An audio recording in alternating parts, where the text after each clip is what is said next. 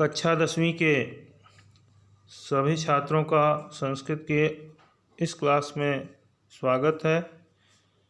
सभी को नमस्कार। प्यारे बच्चों, आज हम इस वीडियो में आपके लिए प्रत्यय लेकर आए हैं। प्रत्यय में भी स्त्री प्रत्यय, जो कि इसके पिछली कक्षाओं में जिसकी चर्चा आप लोगों ने नहीं की होगी क्योंकि कोर्स में नहीं है।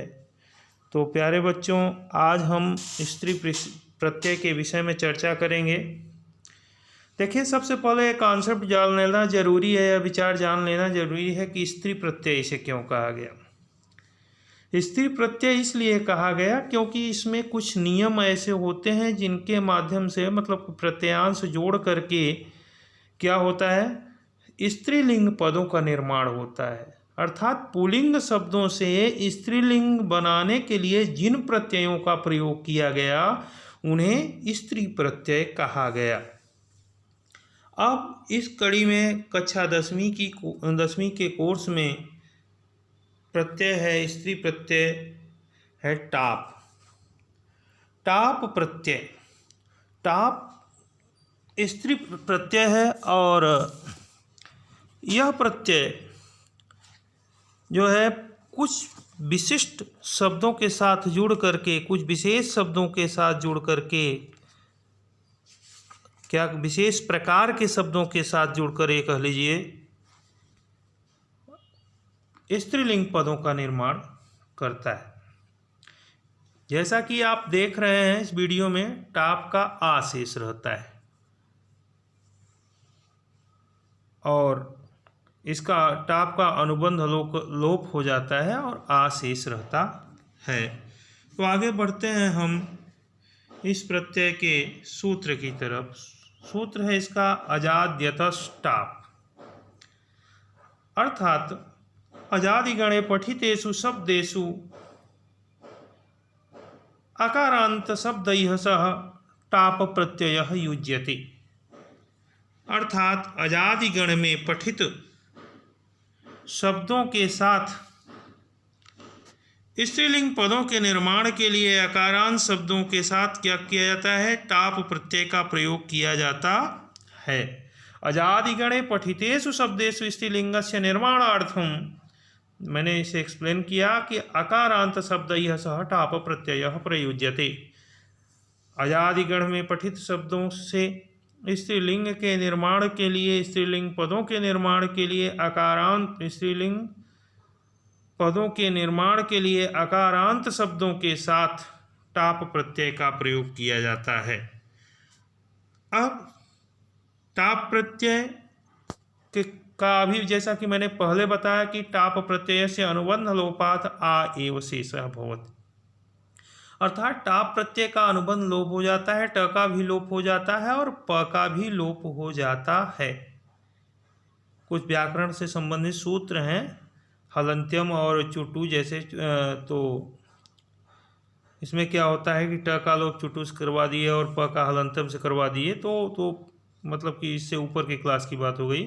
हम सिर्फ इतना जाने कि टाप का ट का लोप हो जाता है और प का लोप हो जाता है। व्याकरण की भाषा में लोप होना मतलब अदर्शनम लोपः प्रसक्तस्य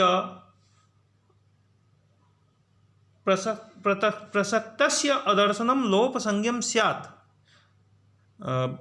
भट्टोजी दीक्षित ने लोक सिद्धांत कौमुदी में वृत्ति लगते हुए लिखा लोप की परिभाषा कि जो वर्ण न तो दिखाई दे और न सुनाई दे उसे न दिखाई दे, अर्थात लिखा हुआ न दिखाई दे और न सुनाई दे, तो समझिए कि उसका लोप हो गया। तो अदर्शनम लोप, इसीलिए लोप की परिभाषा दी कि जो न दिखाई दे और न सुनाई दे उसे लोप कहा जाता है। तो इसमें भी ट और प का लोप होकर के आ शेष बचता है।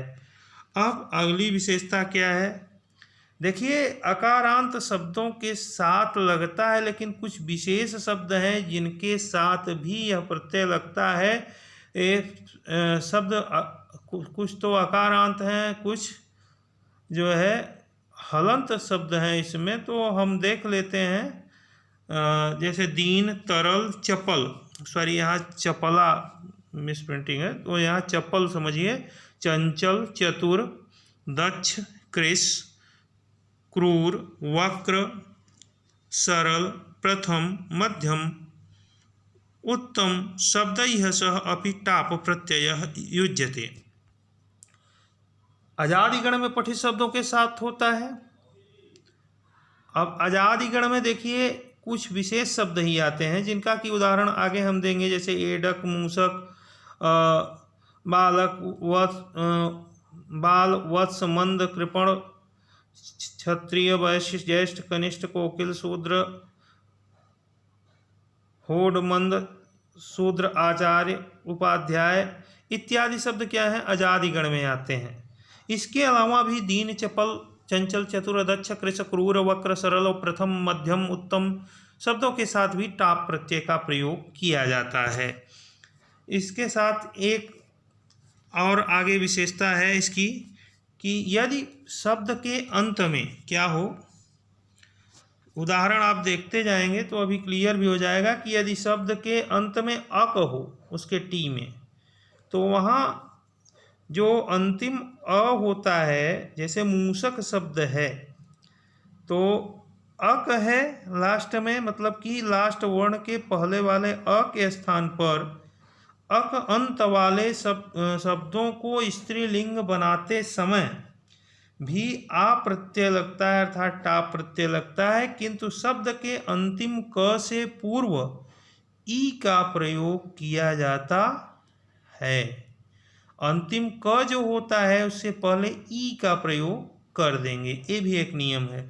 चलिए हम उदाहरण देखते हैं। शब्द प्लस प्रत्यय अज प्लस टाप बराबर अजा। देखिए अज से टाप लगा, आ शेष रहता है, आप जानते हैं, आ जुड़ गया, अजा हो गया।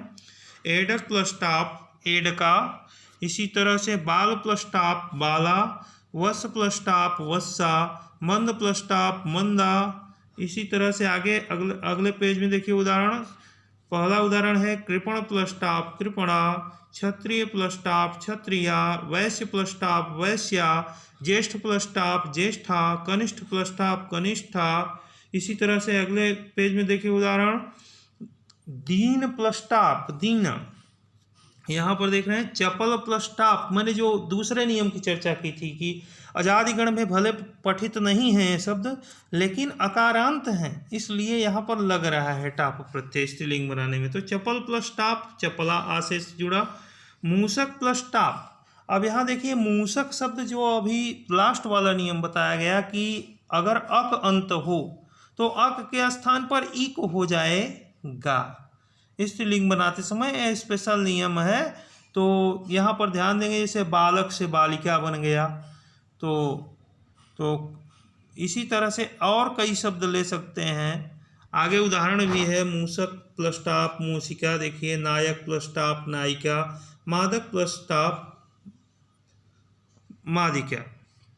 तो इन सभी उदाहरणों से आप लोगों ने क्या सीखा कि यदि पुल्लिंग शब्दों से स्त्रीलिंग शब्द बनाना है और वह अजादिगण में पठित है, अकारांत पद है, तो उसके साथ टाप लगाएंगे और टाप प्रत्यय का आ शेष रहता है अनुबंध लोप हो करके। और टाप देखिए स्त्री प्रत्यय के विषय में भी एक बार चर्चा कर दें, मतलब ऐसे प्रत्यय जिनसे पुल्लिंग शब्दों से जोड़ करके स्त्रीलिंग शब्द बनाए जाते हैं। और उसमें टाप जो है स्त्री प्रत्यय, जो कि कक्षा 10वीं के कोर्स में है, इसे मैंने समझाने का प्रयास किया आप लोगों को।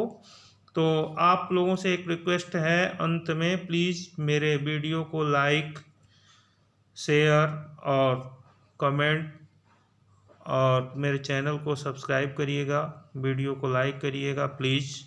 अंत में यही हम रिक्वेस्ट करेंगे आपको, और साथ ही साथ नोटिफिकेशन बेल को ज़रूर दबाइएगा जिससे नया वीडियो आप तक पहुंचने में देरी ना हो।